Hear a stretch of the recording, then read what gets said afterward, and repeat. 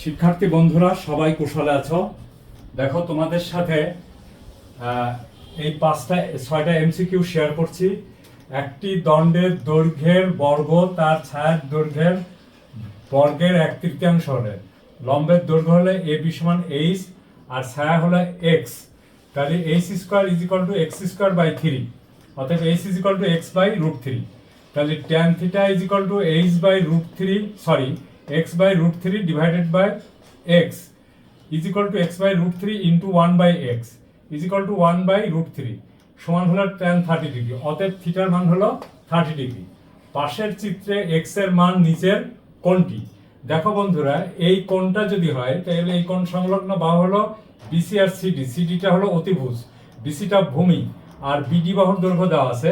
তাহলে tan 60 degree is equal to লম্ব ভাগ ভূমি। লম্ব হলো BD সমান 60 মিটার আর BC সমান হলো ভূমি। তাহলে রুট 3 ইজ ইকুয়াল টু 60 ভাগ BC, অতএব BC is equal to 60 divided by root 3। দেখো 60 ডিভাইডেড বাই রুট 3, আর এটা মুখে মুখেই করা যায়। পি ও এ কোণটাই হলো উন্নতি কোণ।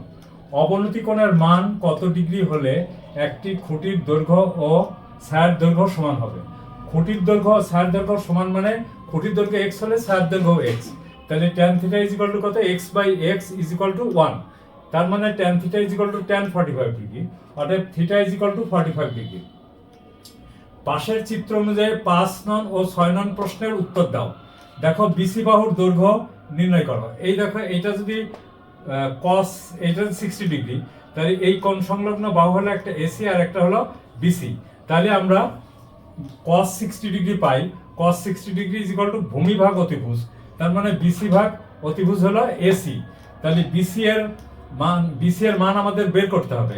এসি ইজ ইকুয়াল টু 8, অতএব বিসি ইজ ইকুয়াল টু, দেখো এই হাফ আর এই 8 কাটাকাটি হয়ে হলো কত? 4।